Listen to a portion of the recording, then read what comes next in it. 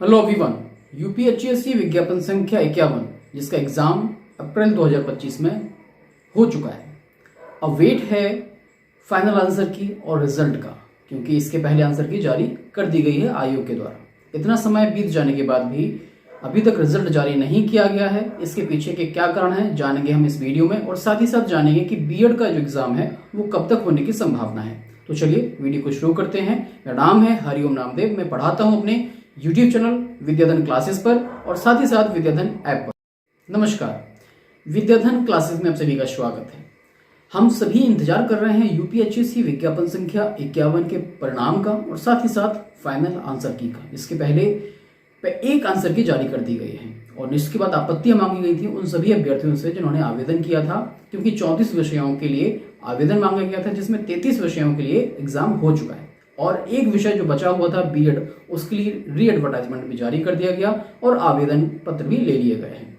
अब इसके बाद की प्रक्रिया प्रारंभ यहां से होती है कि सबसे पहले तो जो पहले एग्जाम हो चुके हैं उनका रिजल्ट घोषित करना, उनकी फाइनल आंसर की घोषित करना। तो मैं आपको बता दूं कि अभी जो प्रक्रिया आयोग के द्वारा की जा रही है, विषय विशेषज्ञों को बुलाकर उनकी जो आपत्तियां मांगी गई थी उनका निस्तारण करना बेहद जरूरी है। आपत्तियों के निस्तारण के तुरंत बाद ही फाइनल आंसर की और रिजल्ट घोषित कर दिया जाएगा। साथ ही साथ बीएड का एग्जाम भी जल्दी ही करा लिया जाएगा। इसलिए जरूरी है कि जितने भी अभ्यर्थी अभी तक जो आवेदन किए हैं वे सभी अपनी तैयारी में जुट जाएं।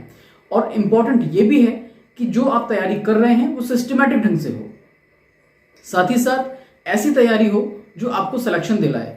आवेदन पत्रों की संख्या अगर अनुमानतः लगाया जाए तो इसके पहले आप लोगों ने देखा था कि न्यूज समाचार पत्रों के माध्यम से जो जानकारी प्राप्त हुई थी, पिछली बार जो आवेदन किए गए थे उनकी संख्या लगभग 6,500 अभ्यर्थी थे जिन्होंने आवेदन किया था। अब जब री एडवर्टाइजमेंट किया गया है तो निश्चित तौर पे इनमें आवेदनों की संख्या बढ़ने की संभावना है। अगर ये बढ़ती भी है तो लगभग 7,000-7,500 तक हो सकती है अधिकतम। तो इन 7,000 आवेदन पत्रों या अभ्यर्थियों के अगेंस्ट में जो वैकेंसीज हैं वो हैं 107।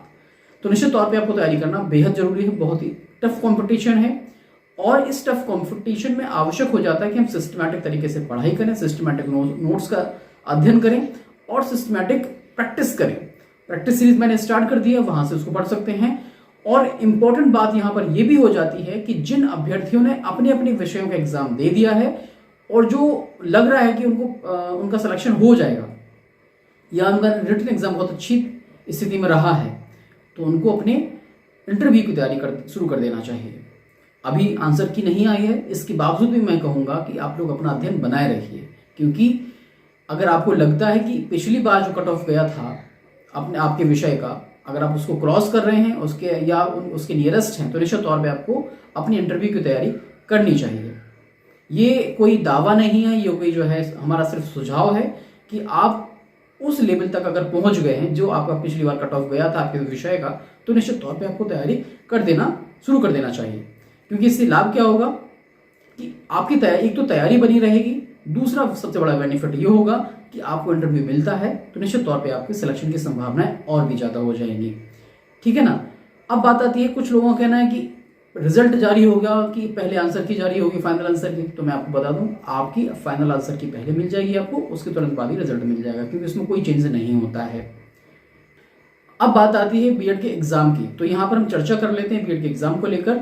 तो बीएड का एग्जाम जो होगा आपका, ये मान के चलिए, अभी एक्सपेक्टेड मान के चलिए अगस्त में होने की संभावना है, लेकिन ये फाइनल नहीं है। लेकिन आपको तैयारी बनाए रखना होगा।